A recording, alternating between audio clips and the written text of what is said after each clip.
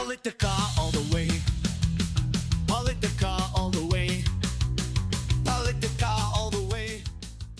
Luzon, Visayas, and Mindanao, and those watching all over the world, magandang buhay po sa inyo lahat. Ito po ang Politika All the Way, at ako po si Jojo A. Today, ang pag-uusapan po natin is something very timely, like we always talk about the current issues, but this time, it's all about the post-SONA na napag-usapan natin, and the flood control. Where are we at?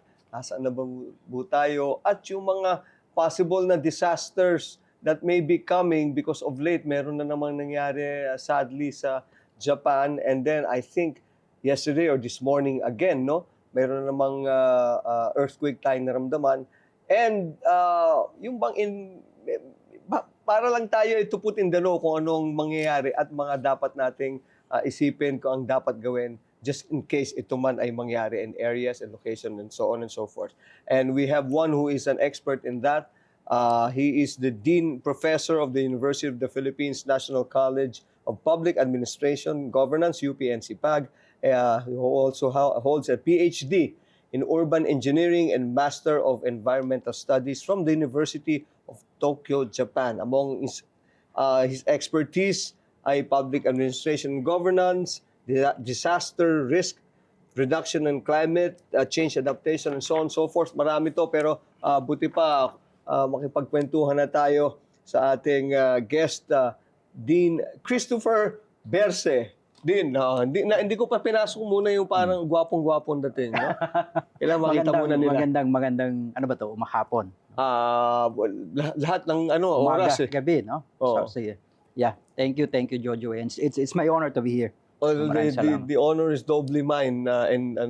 Thank you, Dean Chris, for coming. Ngayon lang dapat supposed to be nung last time pa, di ba? Last time. Oh. And nung nagpadala nga kayo na invitation, ang nirequest ko na magpunta sa inyo si now Secretary Kim Robert De Leon, no? Kasi he was our faculty at that time. Right. And we were working together on the flood control issue.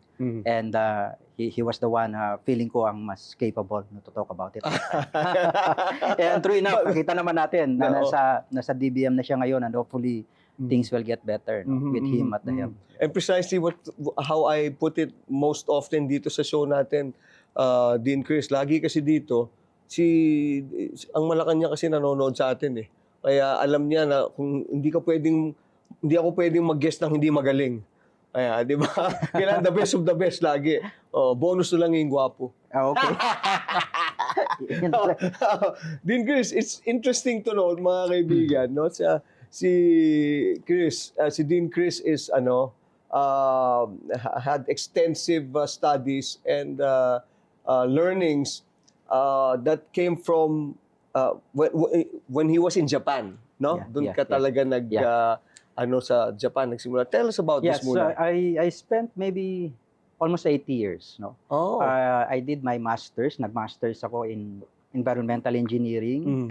And then after that, I worked for a while sa Japan again, no? In a climate change company. And then I took my PhD. So all in all, mga 7 to 8 years. 7 to 8 years doon, sa ba? Tokyo and then sa Kobe area. So kabisado mo na rin talaga yung takbo ng Japan, and rightfully so, kasi din ang Japan is most, correct me if I'm wrong, earthquake prone sila. Yes, no? yes. Oo. In fact, di ba kakalindo lang nila? Oo, ito no? just recently. I just came from Japan actually last week. I arrived here nitong Sunday lang. And how was it? I think it was, yun nga, it was surprising kasi malaki yung damage from the earthquake. Eh. Ilang bang intensity? Wala pang parang 7 plus, no? 7.1, magnitude 7.1. It's almost the same magnitude yung inaasahan natin dito sa Metro Manila, yung tinatawag natin na the big one. The big one, yes. Parang ganun din yun, 7.2, 7. And yung damage sa kanila, may na pumutok na na building or something. Na building? Yes. O nasira yung building because some of parang may LPG, may gas leak daw or something. At marami na trap. So I think yun yung naging problema. But not so much damage because it was brought about by yung explosion na yun. Pero yung structural nila are... Yung ibang, I think so. I think so medyo not as Not as bad. yes, not as bad. Unlike halimbawa dito sa atin, yung inasahan kasi sa atin na magnitude 7.2, pag nangyari yon, based doon sa data ng PVOX, unprecedented yung impact. Oh. Parang we're expecting, based on certain assumptions, ang nila is that the death could go as high as 34,000. Oh my God. I mean, you could just imagine, sa atin, sa Right. Pilipinas, Oo. ang pinakamataas na natin na casualty on record was yung Yolanda na, Mm. which is around 6,000, di ba? Mm. And even then, parang hirap na tayong Mm. intindihin yung scope ng Yung mga nangyari, namatay, di ba? oo. And if you have something like 34,000 from building collapse alone, Mhm. that's already something that's difficult to imagine. Mhm. Ah, okay, well, siyempre siguro nandiyan na tayo sa niyan, on the subject of possibly the big one, no? Puntahan na agad natin 'yan kasi ako, I for one, medyo ako diyan not that I'm taking positive interest in it, but we have to be properly informed, di ba? Let's talk about location muna din. Ano ang pinaka medyo possibly could be hard hit or hardest hit within Metro Manila? Well, it's practically the whole of Metro Manila. The whole of Metro Yeah, Manila. actually, from Bulacan all the way to Cavite, no? Mhm. Malawak siya, Mhm. no? May faults yan di ba? Yes, yes. Oo. Yung tinatawag natin na West Valley Fault. Mm. 100 kilometers kasi yan, mula Bulacan hanggang doon sa south. And, siyempre, ang pinakamalaking maapektuhan, yung mga areas na nandun sa fault line. No? Okay. If you're familiar sa yung fault line na na-trace ng PVOX, Mhm. it traces, dadaan yan sa Katipunan area, Mhm. di ba, tatawid dun sa along Libis, Mhm. all the way to certain parts of Muntinlupa. Mhm. No? So kung mapapansin mo, yung mga areas na yun yung highly susceptible to building collapse, Mhm. no? And other, let's say, liquefaction and so on. Mhm. Pero yung sinasabi natin na the big one, na posibleng merong mamatay na 34,000 or so, yun lang yung isang source. Ang isa pang source na sinasabi ng PVOX, pag gumalaw halimbawa yung Manila Trench, o pag yung earthquake ay galing sa dagat. Okay. Yun ang not really mas delikado, pero equally delikado kasi pwede mag-generate yun ng Tsunami. Na ang tatamaan naman yung mga coastal communities natin sa Bulacan, Mhm. Cavite, of course, Manila itself, no, would be highly susceptible. So, Mhm. maraming areas. In fact, ang sabi nga nila, pag nangyari yung the big one, pwedeng mahati yung Metro Manila into 4 parts Kasi Ganun kalaki. kasi maka-cut off yung communication, Okay. maka-cut off yung there might be bridges na Oh. pwedeng bumigay, so hindi na makatawid yung mga responders, no? So may mga ganyang scenarios at Scenario. yun yung pinaghahandaan din ng different cities natin sa Metro Manila. Nagulat naman ako para akala ko Medyo doomsday. baka maghiwalay. Kasi it has happened Hindi before. naman hiwalay, Oo. but at yung kumbaga yung communication-wise, transportation-wise, transportation, right. yes, parang ganyan. Oo. hindi naman Kumbaga, yung physical na literally burning bridges or Yes, talagang literal Yeah. mawawala, breaking bridges Oo. tayo, no? Ang problema pa natin yan kung magkakaroon ng fire. Kasi ang madalas kasi nakikita pag sinasabi nating lindol, ano lang yan, di ba? Yung mga building na nagko-collapse, etc. Pero in the history of earthquakes, big earthquakes in Japan, in Turkey, in many other parts of the world, ang other source of big casualty ay yung fire. Yung fire. So pag nagkaroon ng sunog, ang highly susceptible natin diyan yung ating mga bahay, lalo na may informal settler communities natin sa Metro Manila. At lalo na kung mangyari yung sunog during mealtime. Diba, nagpe-prepare ng pagkain yung mga tao, di ba? Kasi may tendency na lalabas ka o tatakbo Mas palabas. maiiwan mo yung So pag nangyari yon, and if the houses are made of, wood, mas madaling kumalat yung flammable, apoy, di ba? no? So may mga ganyang scenario at syempre iba pang scenario is kung merong let's say nangyari during school hours. Ang tanong is yung bang mga school buildings natin ay kayang i-withstand yung shaking. Kasi 'di ba, tinuturo sa atin na duck cover and hold. But it can only save you for so many seconds. Yeah, right. Pag gumuho na yung building, kahit, the duck cover and hold could not really save you. So, importante din yung ma-ensure natin yung security ng ating mga schools at hospitals. Kaya every time we get to talk about it, yung air of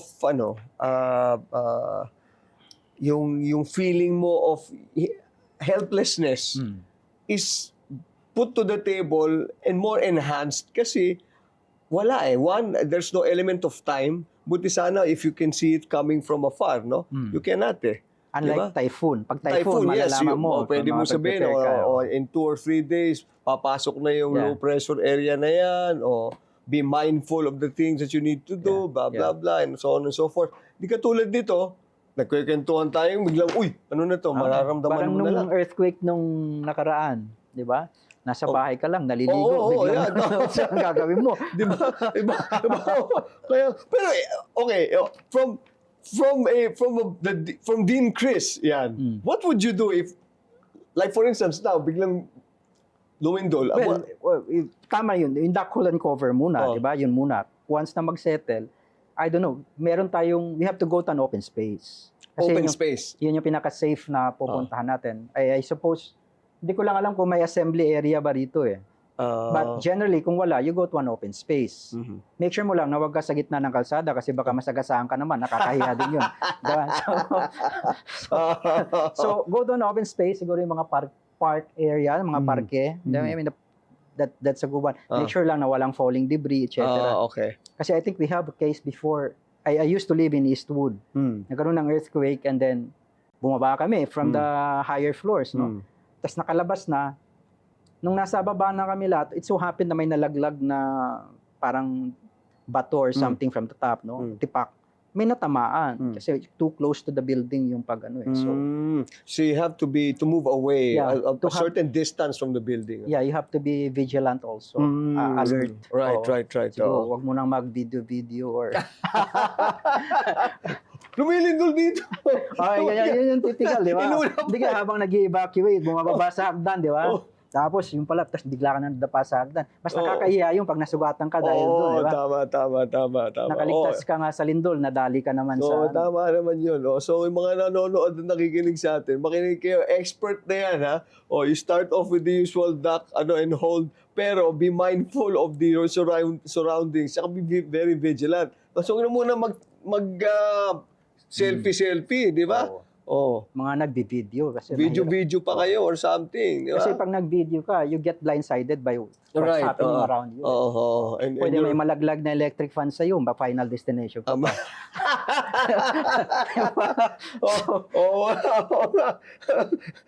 Well, you know what? At least napag-uusapan pa natin muna ng ganito ng medyo light, no? Yes. But I'm still very hopeful and praying that it would not happen. Kasi even in the next 50 years or so, although we are now timed for it, the timing is in the offing, as you said, no? Pero sana, mawala na tayo dyan. Politica all the way. Politica all the way. Politica all the way. Did you watch the last SONA natin? Yes. The SONA ni Presidente? It was the longest, I think, SONA among his, in the past. Previous, sa kanya. 1 hour and 26 minutes yata. Oo nga. Tsaka ngayon lang yata nagkaroon ng standing ovation. Tama ba? Hindi ko na, parang ngayon. Tsaka mas mahaba yung palakpakan. Mas mahaba yung palakpakan. Lalo na dun sa last na part, yung sinabi niya yung sa mga manlulupig, di kami pasisihil, di ba? Very, yun. Di ba? Patriotic yun. So, it resonated. Tingin ko, kahit dun sa mga nanonood, it also resonated, hindi lang dun sa mga nasa batasan mismo, kundi pati dun sa mga nanonood sa TV. May nag-iiyakan pa nga raw dun sa likod eh. Ganun ba? May naiyak daw during sa niya, kasi naiiyak na ni si Presidente. So, I won't be surprised. Diba? Kaya, being the dean that you are, and you are, very good in giving out and grades, or the grading system that you what is your what is your mark? What mark would you give the SONA? Well, mahirap magbigay ng grade eh. Kasi walang question and answer. Hindi. Ganun ba? Puro presentation ba? Oo, mahirap Ano, eh. so presentation Hindi na lang. Oh. Siguro pwede, we can give a pass or fail, no? Parang Okay. ganyan. Oh, pass or fail. Parang PE, di ba? Pass or fail. I would say pass naman. I mean, Pass hindi naman. naman nagkalat si Presidente. Mhm. Di ba? Malinaw yung, malinaw yung mensahe, no? Na pinarating niya, I think. And kung titingnan din naman natin yung nireport niya, Mhm. I mean, yes, we have slowed down, Mhm. 'di ba? Marami tayong problema, etc. Pero we're not yet, in the stage na talagang dapat na tayong mag-panic as a country. Mhm, Parang mhm. nandun pa rin naman. Mhm. So I would give it a pass, I would say, no? Mm. Pasado naman. Pasado naman, naman. 5 years. Yeah, I think 5 so. years, No? That, This is actually the 5th SONA, no? This Yes, is the yes. last SONA that he will be giving yes. before before the elections, Yes, diba? yes. Or ano. So how important is this last na to? Does this encapsulate the things that he has done or needs to be done? Ano ba to? What message should have been given to the Filipino people, and how important Well, is I this? think it's important in the sense that ito yung opportunity niya to say na, okay, we're on the right track. Mhm. We're doing this and we're wrapping up. Di ba? Parang ganyan Yeah. yun eh. And as you can expect, di ba sa SONA niya, wala na yung mga big promises eh. Di ba? Mhm. Wala na yung mga big slogans actually eh. Mhm. More of Actually, more that's of evident. reporting. Napansin ko nga, Parang, wala. parang tone down, di ba? Oo. Sober na reporting, parang reporting na sa classroom, di ba? Ito yung mga Mhm. nagawa na, Oo. ganyan. So, I think that's important also to, in a way, to set the tone for the Filipino people to know na, okay, we're doing this. Mhm. And maybe also with the elections coming up soon, di ba? Parang, maybe as to kind of send the message also to his, to all the political leaders na, we're doing well and we have the situation under control. Parang So ganyan hindi siguro. tayo kasi some of the editorials that I've read, like what you mentioned, para siyang hindi nga siya, there's no bravado Yes, anymore, yes, no? Yes, yes. Except for maybe 1 or 2 issues na Yung opening tsaka yung opening, dulo. oo. Pero yung in between content of his SONA, parang reportage na lang, pero wala yung bago pang gagawin. Yes. Is that tama ba yung ginawa niya na yon, or what do you think? Hindi Well, I think that's tama lang 'yon. I mean, that can be expected. Although yun nga, as president, pwede naman siyang magsingit ng a few more surprises. Mhm. Halimbawa, I would have been surprised kung may binanggit siya about the anti-political dynasty. Di ba? Oh, yeah. Yung mga magsingit, okay naman yun, na kailangan niya mag-report. Mhm. Pero kung pwede siyang magsingit-singit ng mga surprises. Sundot-sundot di ba? na surprise. Maganda sana yun. Ganda di ba? sana. Oo, tama. I think that's what I was hoping for. No? Mm. O di kaya yung National Land Use Act na matagal na usapin nung 2022, pinangako niya yan. Mhm. Sa unang SONA niya, binanggit niya, top priority yan. Mhm. Maganda kung binalikan siguro niya yun. No? Mhm. Yung mga ganung bagay, Mhm. just to send the message na hindi niya nalilimutan yung mga nauna niyang sinabi, Mhm. yung mga nauna niyang pinangako, at nandun pa rin yon sa niya. Pwede kasi legacy stage na eh. Yeah, Pwede kasi that's yun true. yung mga legacy na pwede niya i-push Mhm. for the remaining years. Yeah. Mm. Bale, ito, ilang taon na lang ba? Almost 2 years. Wala nang 2 years. Wala no? na eh. Yeah, Wala na, kasi no? 2028 yun. Oo. Oo. Kaya nga, ang baka naman kaya niya hindi binanggit is because hindi nagawa. Ganun ba yun? Siguro nga, to minimize ko wag mo nang banggitin. No, pero ako naman, nakita ko naman doon talaga. And I agree with you on that, no? Kasi for you to, para bang mag-ano ka pa doon ng bravado na, ito pa ang gagawin natin, bakit ngayon mo pa inano yan eh? You are on your last leg already. Dapat yan noon pa. So, tama yung speech writers niya doon, or those who prepared everything for him, for that SONA, was correct in the way they did it. I think so. I think kasi kung mapapansin mo, malakas yung opening tsaka closing niya. So tingin ko doon sila nag-focus, and then in between yung mga ano na. Yeah. Pero do you agree with what he has said there? Like the content, the substance, Yeah, I the think form so. and substance of the sauna, and what Well, he I said? think, of course, in any other sauna, there are things na, well, we hope we could have, he could have said, di ba? Yeah. Kaya lang, syempre, limited yung time, no? Mhm. But generally, I say, wala namang, well, of course, maybe yung issue ngayon, yung sa Paxilica, di ba, yung mga controversial yan, no? Mhm. Pero otherwise, yung mga nireport naman niya, I think, yun din kasi yung, kung mapapansin mo, yun din yung mga issues na lumalabas doon sa mga survey. Yeah. Di ba? Yung Yeah, issue ng yeah. corruption, Oo. issue ng presyo ng mga bilihin, Mhm. yung sa tax, Mhm. pati yung sa pagtaas ng presyo ng kuryente, yung Mhm. systems law. Yan Oh. yung mga lumalabas sa mga surveys eh. Right. So tingin ko, kaya yun din yung naging direction nila to Direction address niya. that. Focus nila on sauna. Oo. Ako naman kasi pag tinitignan ko, para bang there are instances kasi na I feel this could have been done and accomplished in the first 2 years of with him. Ako, the way I look at it, to me, lagi ko sinasabi to, Chris, na yung natitira niyang panahon, kaya pa rin gawin lahat ng gusto niya. Would you agree to that? Yeah. Huh? I mean, sa atin kasi sa structure natin, very powerful ang president. Yes, correct. You can actually get anything done kahit na less than 2 years pa yan. No? If you say so na, okay, ito yung priority natin, I think it can be done. You know, the president naman has been, katulad ng sinabi mo nga din, no?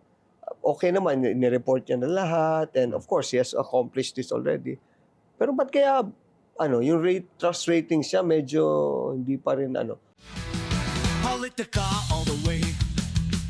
Politica all the way. Politica all the way. Alam niyo naman siguro, we are highly partisan yung environment natin ngayon, di ba? Highly polarized yung society natin. And I think that trust ratings are, they're an indication to some extent of how they trust, but it doesn't really also affect, it doesn't necessarily reflect how the government is performing. You know what I mean? Kasi perception lang lahat yan, di ba? And it can be influenced by a lot of things. But I think historically also, ganun talaga yung trend, pababa naman yung mga yung trust rating, performance rating. As you wind down your term, bumababa din naman siya. So I think it's not a surprise na bumaba yung... Well, for one, pati naman yung kay Sara, VP, bumaba rin yung kanyang trust ratings. Not because she was performing, but because there was non-performance. Sabi nila. Inuulit ko lang yung nabasa ko. Buti naman. Diba? Din. Kaya Pero, I do not know. Siyempre, you're from UP and sipag at that, no? What's your, ito, I don't think kung tinanong ko rin si Kim dito, but to me kasi, we voted for him because on the premise that, one, yung redemption of the family name, di ba? Yeah. And in history, this is like parang parang first lata lang to in history that a certain family or di ba, has been given another chance, ganyan. So the redemption of name would mean good works, di ba? Good governance and everything. Okay, do you think what he did was enough to redeem the family name and finally say that we're ready for another Marcos in the next for the sake of I would like to believe na he still has 2 years. I think he still has that, no? And he can probably, pour everything into it. Ah. Kasi sinabi rin naman yata niya yan, di ba? Or part ng din yung redemption, nasa redemption tour. So, it would just, I think it's not impossible. Ang kailangan lang, siguro yun din yung hinahanap natin, makita yung last stretch, kumbaga. Yung last 2 minutes, So, diba? kung ano yung talaga niyang ipupush niya. Kaya para sa akin importante yung mga bagay na hindi magalaw-galaw ng previous administrations, di ba?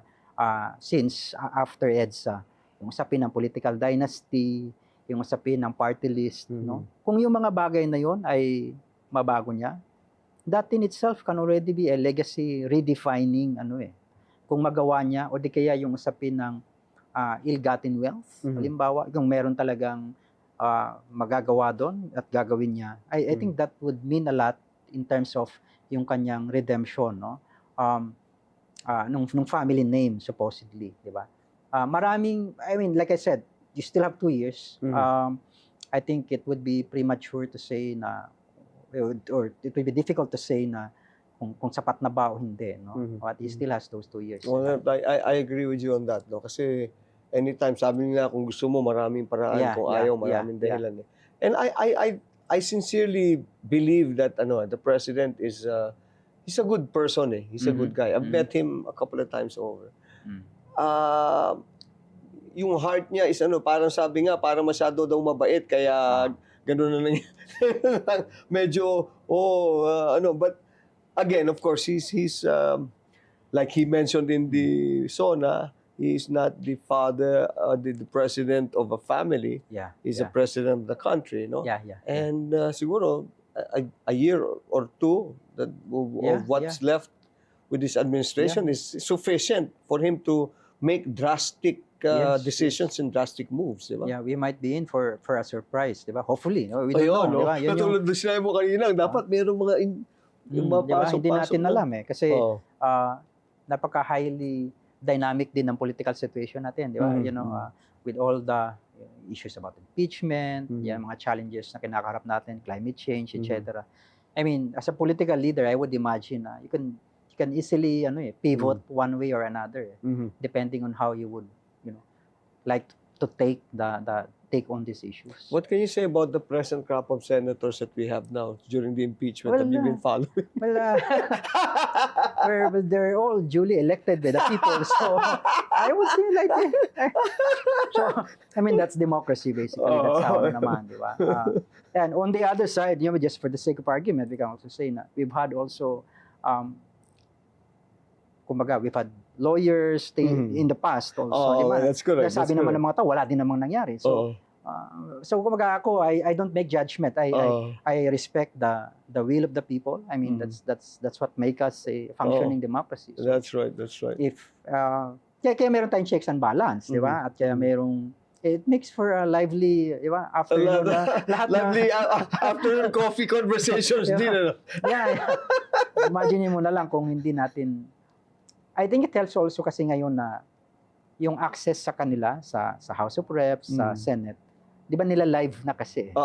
Dati kasi hindi naman yan. Wala tayong nakikita, hindi tayo. Media lang nakakakita But now, we see all these things. So, we get to witness the weaknesses and the strengths also of this kind of system. So, yeah. Pero when you put into place rules and technicalities, like for instance, we go to the election processes, no? Qualifications. Would you be as an educator, a man with expertise, especially in the academe, would you be more inclined to have people have certain, let's put it bluntly, frankly, they have to be degree holders, they have to be lawyers, they have to be or does that even put into a different context yung democracy? Ako I would still maintain the minimum level of the education, the system that we have, no? The system that we have, no? Regardless the of system, your right. Kasi we should not limit the opportunity, no, for anyone to lead. At yung leadership naman from it can be something that's born. Walang may exclusive right in terms of how you can lead, and so on. So I would like to keep it more open, I would say. Siguro kung So, sakali lang. status quo. I Status think quo so. tayo. Sa akin, sa akin. Kasi mas dangerous tingin ko kapag naging exclusivist yung sistema. Okay. No? Mas lalong Oo. At least kasi pag Ganun open ba? yan, we don't know, maybe 100 years, 200 years, 300 years, 50 years. It could 5 years down the road. evolve into something different. Baka merong biglang, di ba? Oo. At least we have that. Kasi pag nag-set tayo na, tapos makakahon lang tayo doon. Ang Mas mahirap. nangyayari kasi din because of the lack of intellect and it imperils not just the constitution but the lives of people that are directly affected. Kaibigan pa man din natin yung mga nandun. Well, yeah, it sa akin, hindi, ang ano ko kasi is that, ganito, ang iniisip ko kasi palagi is that, we should not bank on our faith on the how leaders How will leadership perform. works out, right? Kasi pag sinasabi kasi namin sa perspective, when you say governance, hindi lang government. We have to involve ourselves, civil society, private sector. And ultimately, the people has to be involved in that. We have also to change our mindset with in terms of how we see the government. I think yun yung importante din doon. No? Kasi halimbawa, kung ang tingin natin sa gobyerno or sa mga politicians natin, ay sila yung magbibigay sa atin ng mga ayuda lang, di ba? Sila tama, may problema tayo, parang ganyan. Hindi ganun dapat yung pagtingin. It has to be the other way around. Right. Yung partnership, it's like sila yung ating agent and sila yung representative ng ating will. So they will be the one to execute what we want. Not the other way around na tayo yung tagasunod kung ano yung gusto nilang mangyari. Kaya yun yung kailangan mabago. It's challenging because it's almost like ideal Diba? Kaya malaking bagay din yung civic education, I would say. No? Well, talking about the form yung government naman, let's talk about a little bit about form of government kasi there are talk sa grapevine that there could be a change of the form of government to enable the present administration to continue yung mga natin, di ba? Mga gusto nilang gawin na tama naman for the country. Is it better to have a change of government now for continuity or continuance, or status quo na lang tayo, laban na lang, papasukin na naman natin. What is your best advice for Kasi, hindi, ang mayayari naman kasi, yung talk na yan ng change of form of government, it's been there since time pa ni Cory, di ba? Hindi naman na tumutuloy talaga. Kasi yung mga ganyang usapan, kung talagang seryoso, dapat nilalaban sa umpisa pa lang ng term. Para hindi ka na masabihan na meron kang personal interest, di ba? So you have to. So that's one. Pangalawa, kung mag-change ng government and then same people din lang naman yung magpapalit lang ng sistema, I think it won't really, it won't really help us at all. It will just be a futile exercise na masasayang lang energy natin. No? Siguro ang pwedeng gawin, we work within the system, make some changes. Halimbawa, unahin natin babalikan ko yung anti-political dynasty. Diba? Yun lang, kung ma-address lang natin yun, malaking bagay na yun as far as electoral reform is concerned. Ma-address natin yung party list system. Diba? Yung medyo na-bastardized na yung concept ng party list sa atin, di ba? So you could just imagine sa party list na mga magsasaka pero hindi naman magsasaka yung mga ganyang example lang, no? So hindi naman party list ng ganito. Misrepresentation actually. Exactly. Tapos yung interest na nilalaban nila hindi naman na interest ng sektor. Or minsan hindi na nga talaga siya marginalized sector. Minsan may mga regional groups nga di ba? Meron ka na mga district representatives para saan pa, di ba? So, yung mga ganung bagay na if we could reform those things, ma-improve let's say natin yung SK, no? And still keep the system. I think it's more practical and it will give us more benefits in the long run. Kaysa yung mag-shift tayo into whatever form, tapos same system, same political culture, patronage pa rin, etc. Mandiyan pa rin yung political dynasties. Tingin ko, it's gonna just be problematic. Within your ranks sa NCPAG, no? Especially, let me just highlight, of course, mga kapolitika, si Dean Chris, UP, NCPAG, you're known for your expertise when it comes to structures and ideas and analysis, when it comes to government, no? Systems, etc., etc. Ano ang sentimiento nyo doon sa grupo nyo when it comes to our government now? Do we have hope? If you put some degree of number of years, how many years are we going to be able to finally progress to a really country that we all wished for? Politica all the way. Politica all the way. Politica all the way. Well, ang NCPAG naman, no? When it was created in 1952, were created as primarily to support the professionalization of the government. Of the government, right? And to develop public sector leaders. No? So in that context, kumbaga, we cannot give up. No? And we cannot put a timeline. So even now, across administrations, we've been working. No? We've been trying, of course, we play as a critical, ano ba tawag doon?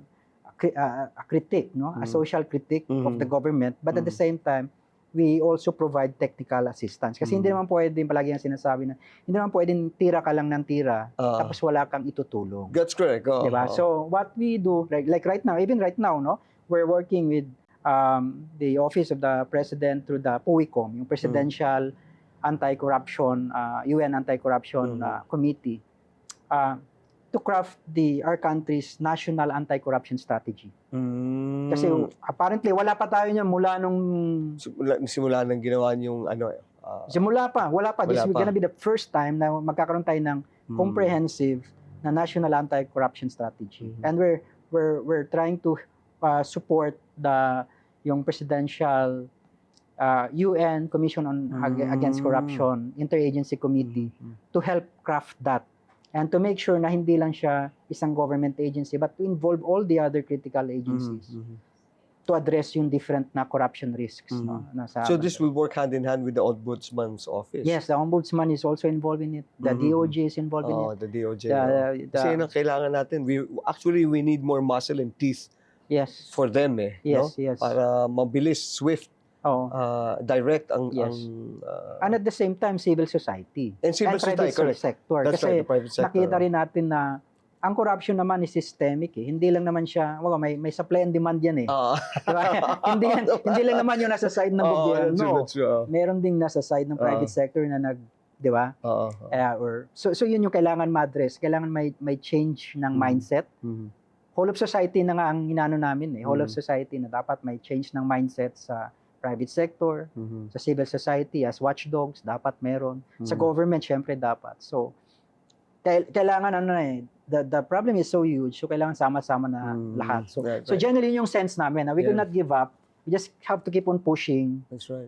Keep on changing mindset. Kahit na meron ka lang isa or dalawang mabago, we're happy na with that. No? Okay na yan. That's a start already. Ganda na sinabi mo na yan, mga kapolitika, sabi ni Dean Chris, nga, hindi lang basta, at least na-highlight natin, hindi lang naman basta nasa government Meron din, we have to, there's some people in the private sector that have to be faulted for this also, no? Yes. Kasi sila, sa kanila nanggagaling yung ganong klaseng corruption. Parang diba? na-normalize na kasi. Kaya na parang, ang expectation is that when you have to deal with the government, you have to do this. That's so, right. nagkaroon ng ganong relation. You have to change that and cut that kind of mindset. Correct. Let's talk about meron tayo ditong fast break. Fast gantuhan na Ito nga sabi ko tungkol sa SONA Yung SONA nga, sabi ko nung una parang mali Dapat yan SOTNA 'Di ba? Kasi SONA, S-O-N-A, State of Nation Address. State of the Nation Address. Di ba dapat SOTNA? Diba? Ay, yung mga critic, may iba silang meaning. Ayaw ko lang sabihin. Meron natin sabihin yun. At least dun lang naman nagkaano sa acronym. Okay. Fast break, fast talk tayo, ha? Your thoughts immediately, what comes to mind, Dean Chris, ha? One word to describe the 2026 SONA. Last one. Sober. Sober. Yeah. Okay. Biggest political winner this year. Siguro mga local chief executives natin. Wala ang eleksyon. I can explain. Well, because kumbaga dahil doon sa, 'di ba, ang highlight kasi na focus talaga sa national. So, yung mga magagaling natin, they get to shine. Yan. And then yung mga hindi magagaling, hindi napapansin yung kanilang mga kalokohan. Kaya either way, panalo it works sila. for them. Kasi ang focus talaga nasa national. Okay. Reform or revenge? Reform. Okay. Transparency or loyalty? Transparency. We should be loyal to transparency. I think, Well said, well said. One issue government must solve before 2028. Most pressing one. disinformation. Disinformation. Yes. That will also entail yung mga ano natin when it comes to social media. Yes. No? Oo. Hindi pa natin napag-usapan yung AI. Dapat balik natin si Dean Chris ito. One quality every voter should look for 2028. Trustworthy. Trustworthiness. Yes. Okay. Medyo mahirap yun, Oo, yung kumbaga, hindi, kailangan kailangan pag kampante niya sa sumugal kanila. tayo, Oo. doon tayo sa siguradong tayong, Okay. Oo. Ang tunay na public, ito naman, finish the sentence. Dugtungan, tawag natin dito, Sige. dugtungan. Ang tunay na public servant ay Mapagkakatiwalaan. trust talaga, no? Oo. Tama, I think tama. in our political situation now, that's the greatest deficit, yung credibility and trust. So I think if we can establish that, then we'll be fine. There's always hope that we can anchor ourselves on, hope and prayer. That's what we have. And people like you, to at least address the situation from outside the government para maintindihan ng mga taong nakikinig sa atin kung anong dapat gawin. Well, Diba? Well, hopefully. I wanted to say nga, kung ang kailangan kasi din natin, we should not be looking anymore for, kasi palagi sinasabi, okay, look for someone na we can be confident about. Vote wisely. Di ba? Yung parang yung sinasabi ko kasi ngayon, ang thinking ko na ngayon is that, mahirap hanapin yun Mahirap hanapin yun. And ang ano ko nga is that, maybe instead of focusing now on voters education, maybe we can start taking on also on the political education of our political leaders. Doon tayo mag-focus sa other side of the equation. We should start trying to find out, educate, harness those who think would lead the country. Di ba? Kung sabi ko nga, kung ikaw ay botante, kung sa tingin mo naman, desente kang botante, desente kang Pilipino, meron kang ambisyon para sa Pilipinas, para sa iyong town, municipality, barangay.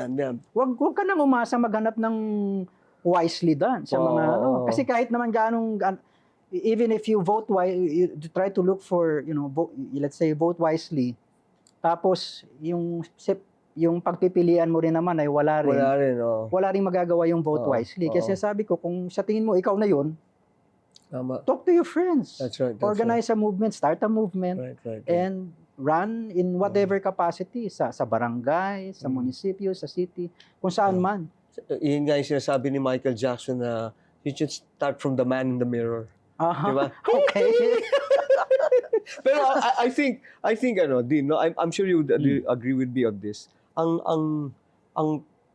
Yung factor talaga ng kabataan, yan ang they're really the future, and not just the future, they're the ones that will benefit from the future. They start now, mga kabataan natin, you get involved with good governance and politics, mas maintindihan nila. Gumawa nga ako niyan din ng RAP yung RAP.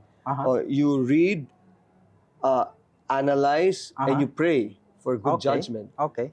And this is what also maybe we can talk about that some more over coffee.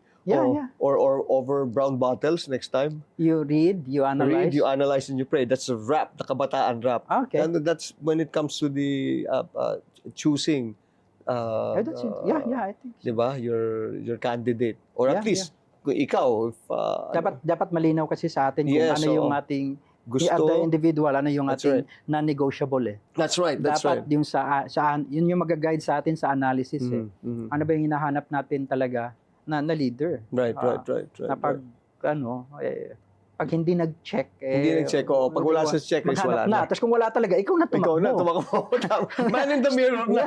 Hindi na rap artist, yung Michael Jackson na. What's your go-to person pag karaoke? Go-to song para pag karaoke? Para pag nag-karaoke tayo, alam ko pag-aaralan Gusto ko sana sa My Way, pero wag na. Ganun ba? May Tagalog version ako niyan. Di ba? Ayaw ba? Bibigay ko sa'yo. Pagka, Okay. Hindi, bibigyan mo naman ako kahit konti. Well, mahirap na. Yeah, Hindi pa ako nakapag-practice. Ayaw ko masira yung aking...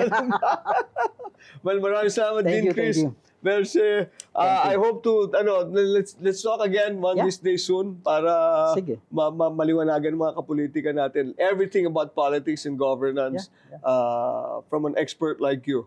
Thank you very much for your time. Thank you, sir. Thank you. Politica all the way. Okay, thank you very much again, Chris. Sabi po ni Dean, yung big one daw po for us to be ready, yung structural integrity ng mga buildings, bridges, at dapat po ma-double check and ma-certify na safe ready na po sila. No? Sabi din po niya na ang pagdating sa politika, ang pagpapalit daw po form of government with the same people ay sayang naman daw po yung effort. Dapat po yung mindset ang ating palitan. And last but not the least, napakaganda po yung sinabi niya, yung political education is very important also apart from the voters' education. So, yan po ang magsusolve ng very core problem ng ating electorate. So, yan po nagtatapos ang ating Politika All the Way. Lagi po nating tatandaan, diskusyon po, hindi po away opinion, hindi po personalan. This is Jojo A. Peace and love. Politica